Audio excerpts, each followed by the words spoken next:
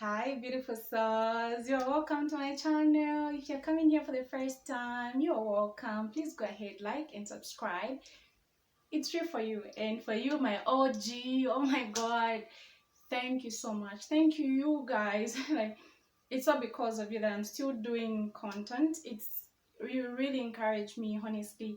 It's not easy to come out here, share what the Lord has put on my heart. It's not easy. You guys make it possible. I just want to thank you so much. So today, let's not waste time. Let's just jump right into it. So today's topic is very interesting, and this is something that we all hate. Yeah. So today's topic is on keep the 6 things you should keep to yourself. First thing, your property. We don't want to know, like, honestly, it's really discouraging if you're among people that always just rub it into your face, like everything they've achieved. And especially if you're being tested, by God, or you're like struggling, and you have this person who've made it in life, as they put it, like they are doing it right, you are doing something wrong, God doesn't love you and all that. So please, by all means, let your work speak for you. Let your property speak by itself. Don't rub it into people's face. Don't tell them how much you earn, how much you're doing better than them. That's really discouraging, because God has his time, and his time is the best. Let me tell you, God has a time that he blesses everybody, and his time is just the best. So please stop shoving into people's faces how much you have, how much you earn. That's bad. And another thing that you should keep to yourself is embarrassing moments of other people. I know of some people that have a very bad tendency of how they just choose the worst time to remind somebody about that embarrassing moment. The moment when they're with others, that's when they'll be like, do you remember? Or they say something that's saying, do you remember that day when this and this happened to you?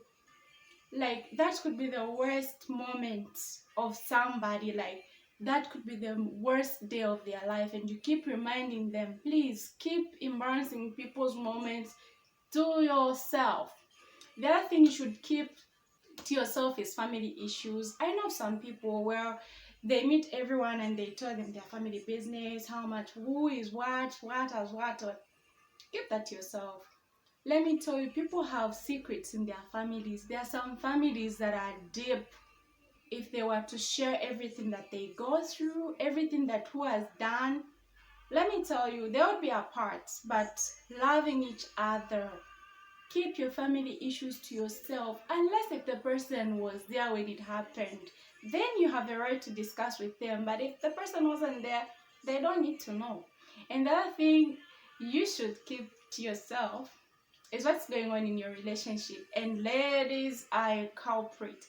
Ladies, I don't want you to feel like I'm always calling you out. It's because I'm a lady and I talk to ladies most of the times. That's why I know this. A girl will tell you everything about her and her partner. Bedroom stuff, what he does for her, what he doesn't do, how big is his what.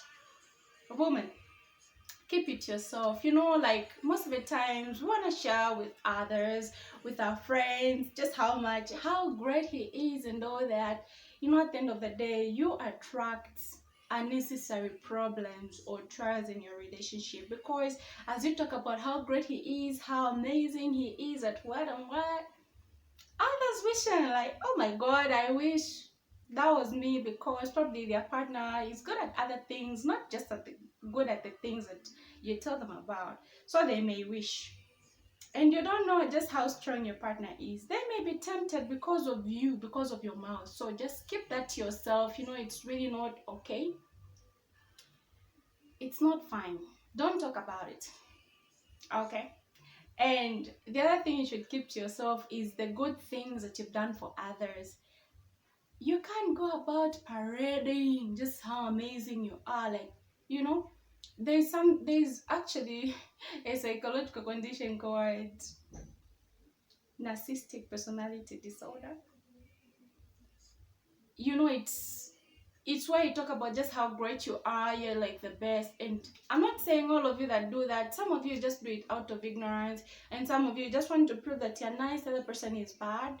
But it's not okay. Don't talk about the good things that you've done for others. Let me tell you, the moment you begin to exalt yourself, God will bring you down. There's only one way down. It's either you're going up or you're coming down.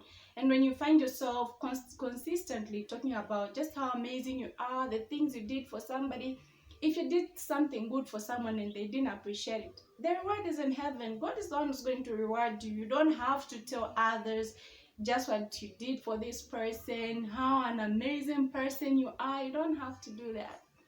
Honestly, that's so unattractive, and it just shows that you're not actually what you say you were. Because if you're a good person, if you're a kind person, you actually don't remember the good things that you do for others until somebody reminds you and say, oh my God, what you did for me that time was what and what.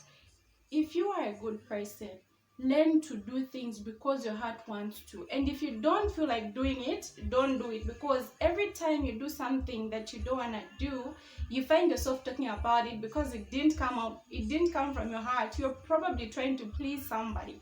So stop people pleasing, and what you can't do, don't do it. And stop talking about the good. And you know, this is so bad. Like for me, I think I get irritated. I'm human, okay? I'm human, and for me, every time somebody's talking about just, I did this and that for that person, how could they? Woman, man, why did you do it if you didn't feel like? I know sometimes you talk about it because you're hurt, but understand that every time you exalt yourself, God removes the blessing. For every bad thing that somebody does to you, you're accumulating good karma. So for me these days, I don't complain. Like when somebody does something bad to me, I'm like, okay, good karma for me, because I know I didn't do bad. They did bad. I did the best I could, and they still went ahead and did the worst. That's good karma for me.